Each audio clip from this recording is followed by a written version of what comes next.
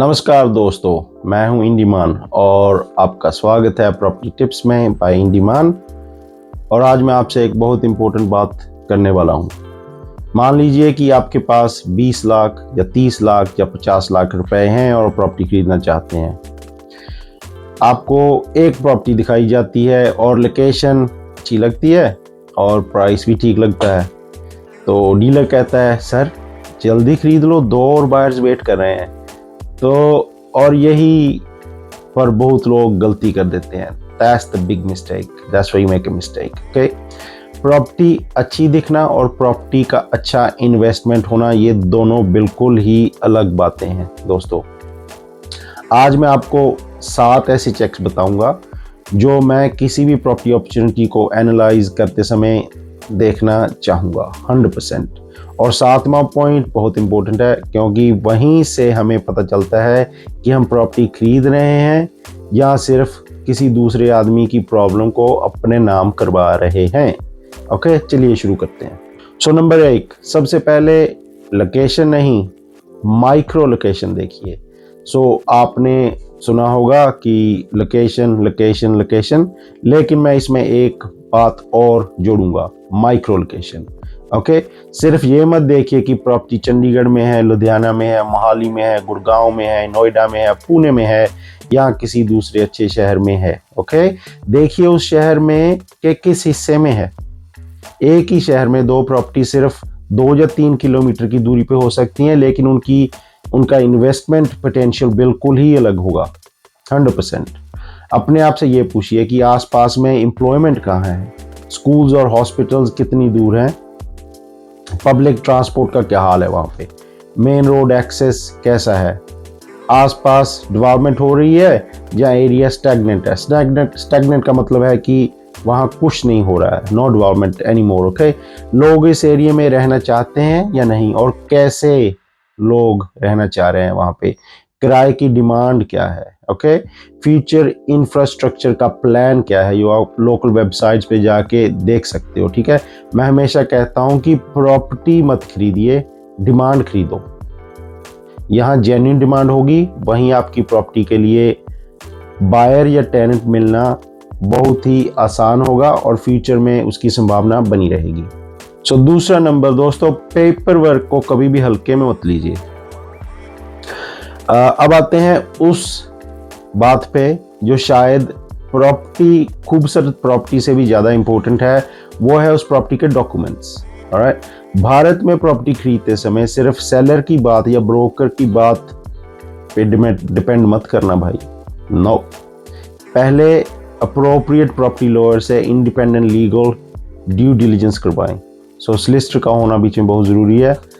आपको प्रॉपर्टी के हिसाब से टाइटल और ओनरशिप डॉक्यूमेंट्स या उसकी पिछली ट्रांजैक्शंस जो हुई हैं उस प्रॉपर्टी पे, एनकम्बरेंसेस, अप्रूवल्स और applicable land revenue record verify करवाना पड़ सकते हैं। और जो स्टेट और प्रॉपर्टी टाइप, सो स्टेट और प्रॉपर्टी के हिसाब से डॉक्यूमेंट्स अलग हो सकते हैं।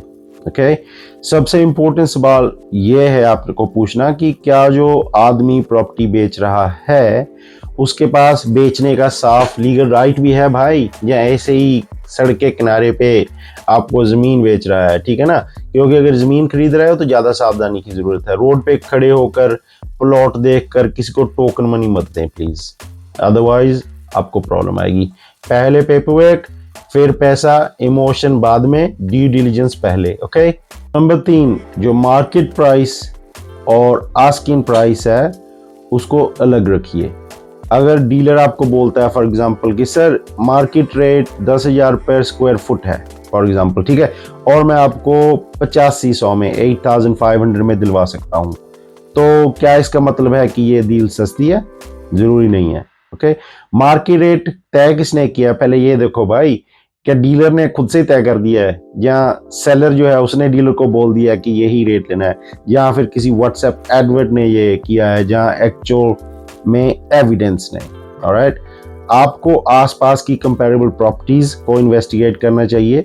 आपको similar size, similar location, similar condition, similar property type ये देखकर प्राइस उनकी देखनी चाहिए कितनी है। यहाँ पे पॉसिबल हो तो कोई रीसेंट रजिस्टर्ड ट्रांजैक्शन एविडेंस आप देख सकते हैं और रिलायबल मार्केट एविडेंस को समझिए। ओके, याद रखो कि एडवर्टाइज्ड प्राइस और सोल्ड प्राइस एक चीज़ नहीं होती है। कई लोग यहाँ पे धोखा खा जाते हैं, क्योंकि अगर प्रॉपर्टी 1 करोड़ की मार्केट पे लगी है, इसका ये मतलब नहीं है कि उसकी वैल्यू 1 करोड़ ही है। ठीक है ना। प्रॉपर्टी इन्वेस्टर का काम है नंबर्स को वेरीफाई करना। चौथा नंबर है कि एग्जिट पहले सोचिए और एंट्री बाद में। पहले एग्जिट सोचो कि वहां से आपने निकलना कैसे है।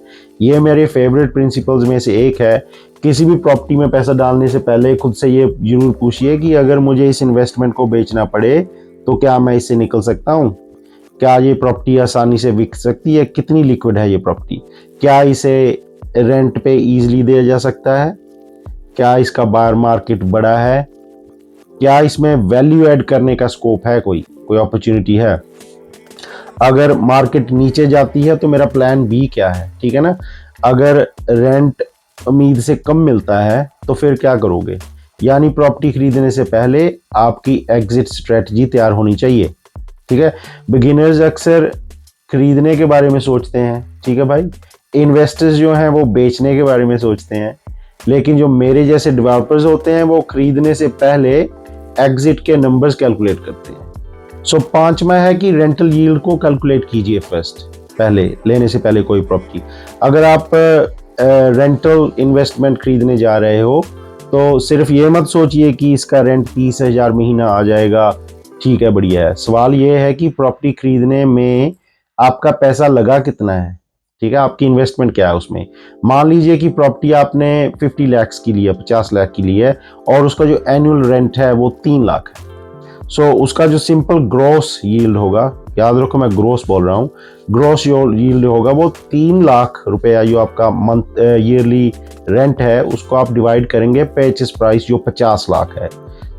और उसको टाइम्स करेंगे 100 से। वो हमको परसेंटेज देगा यील्ड 6%। ठीक है।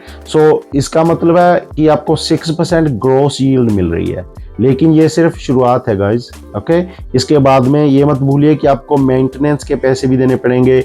आपकी वैकेंसी कभी वैकेंट भी हो सकता है, आपका कमरा है, घर है, फ्लैट है, अपार्टमेंट जो भी है, उसकी रिपेयर्स भी होंगी। सोसाइटी के चार्जेस, मैनेजमेंट चार्जेस भी हो सकते हैं। ठीक है। और भी जो टैक्स है, आपको टैक्स भी उससे देना पड़ेगा। ठीक है, ये सब सोचिए पहले।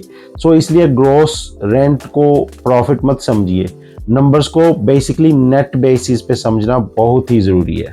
छठा नंबर 6 है फ्यूचर पोटेंशियल को देखिए। यहीं पे जो प्रॉपर्टी इन्वेस्टर होता है और जो प्रॉपर्टी डेवलपर होता है उसकी थिंकिंग चेंज होने लगती है, उसमें गैप आ जाता है। ठीक है। मैं प्रॉपर्टी को सिर्फ ये देखकर एनालाइज नहीं करता कि आज ये क्या है, मैं पूछता हूँ कल ये क्या बन सकती है। That's developers thinking. क्या प्रॉपर्टी इंप्रूव की जा सकती है, क्या इसकी लेआउट बेहतर बन सकती है, क्या इसका रेंटल किस तरह से बढ़ सकता है। अगर एक आप 2 बेडरूम का अपार्टमेंट है उसको किस तरह 3 का बना सकते हैं पार्टीशन डालकर। ठीक है। क्या एरिया में इंफ्रास्ट्रक्चर आने वाला है। और अगला क्वेश्चन हो सकता है कि क्या आसपास कमर्शियल एक्टिविटी जहाँ एम्प्लॉयमेंट बढ़ रही है, कोई बड़ी फैक्ट्री बन रही है एरिया में, क्या कोई legally permissible value add opportunity है लीगली जो आप कर सकते हो। लेकिन एक वार्निंग है यहाँ पे, फ्यूचर जो पोटेंशियल होता है उसको अज्यूम मत कीजिए, उसको ऐसे मान मत लीजिए कि अगर कोई कह रहा है, कोई बोल रहा है कि यहाँ पे मान लो कि हाईवे आने वाला है, यहाँ पे बड़ा मेट्रो, यहाँ मेट्रो की लाइन आ जाएगी भाई, ये लैंड बहुत जल्दी कन्वर्ट हो जाएगी, यहाँ बड़े हॉस्पिटल बन रहा है, यहाँ यूनिवर्सिटी बन रही है, तो पूछिए कि एविडेंस कहाँ है। ठीक है ना। इन्वेस्टमेंट रूमर पर नहीं, वेरिफिकेशन पर कीजिए प्लीज। 7वां नंबर जो है वो है कि डील आपके बिना भी काम करनी चाहिए। और अब सबसे इंपॉर्टेंट पॉइंट गाइस, सबसे ही इंपॉर्टेंट पॉइंट ये है कि कभी कभी हम किसी प्रॉपर्टी से इमोशनली अटैच हो जाते हैं। मान लो कि ब्यूटीफुल हाउस है, यार ये तो व्यू बहुत अच्छा है, बहुत ब्यूटीफुल व्यू है, इसकी एंट्रेंस देखो कितनी अच्छी है, अरे यार ये तो प्लॉट ही बहुत बड़ा है। ठीक है ना। और फिर क्या होता है कि हमारा जो दिमाग होता है ना वो नंबर्स को जस्टिफाई करना स्टार्ट कर देता है इसलिए मैं चाहता हूं कि आप प्रॉपर्टी को एक प्रॉपर्टी बिजनेस ट्रांजैक्शन की तरह ही एनालाइज कीजिए स्पेशली योर इन्वेस्टमेंट प्रॉपर्टी। एक पेपर लीजिए, पेपर पे एक तरफ लिखिए परचेस कॉस्ट और फिर टैक्सेस और ट्रांजैक्शन कॉस्ट्स, ठीक है, legal costs, renovation cost, finance costs, holding costs, expected rent, expected resale value, risks और एंड में वेरी इंपॉर्टेंट एग्जिट स्ट्रेटजी। और फिर आप उस प्रॉपर्टी से पूछिए जब ये सारे नंबर लिख लिए कि अब बताओ कि तुम सच में ही अच्छी डील हो या दिख रही हो।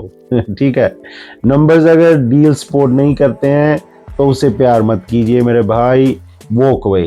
प्रॉपर्टी मार्केट में अगली अपॉर्चुनिटी आएगी। और बोला था ना कि एंड तक देखना, ये लो बोनस पॉइंट।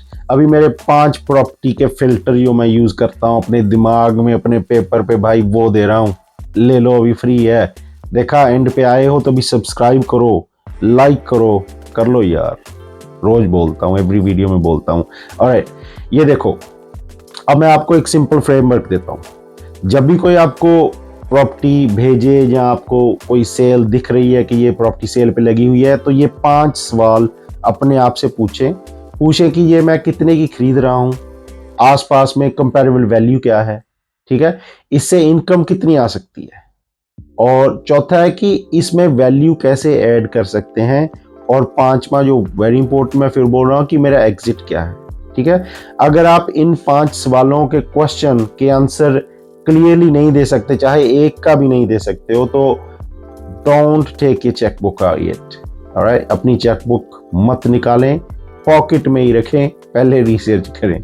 सो दोस्तों देखो, प्रॉपर्टी से वेल्थ बन सकती है, लेकिन सिर्फ सही प्रॉपर्टी खरीदने से, या सिर्फ प्रॉपर्टी खरीदने से ही नहीं, ठीक है, सही प्रॉपर्टी को सही प्राइस पर, सही ड्यू डिलिजेंस से और सही स्ट्रेटजी से खरीदने से ही वेल्थ क्रिएट होगी।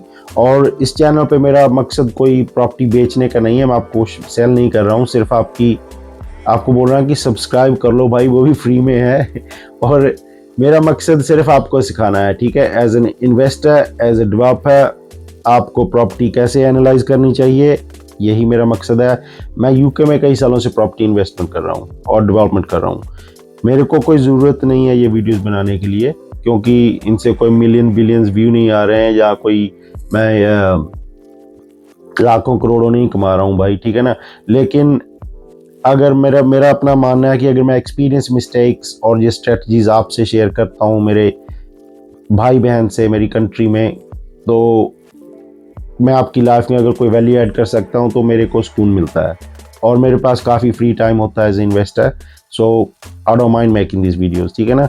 और अगर आप मेरे एक्सपीरियंस से सीख सकें और अपनी प्रॉपर्टी वैल्यू जर्नी को बेहतर बना सकते हैं, तो मेरे लिए इससे अच्छा क्या हो सकता है, ठीक है। सो लाइक कीजिए, सब्सक्राइब कीजिए प्लीज़, और नीचे कमेंट में बताओ कि अगर आपके पास 50 लाख रुपए हो तो क्या खरीदोगे भाई, बोलो।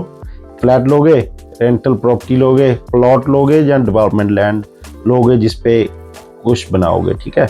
मैं पढ़ूंगा और उसके आधार पे ही मैं अपना अगला वीडियो बनाऊंगा।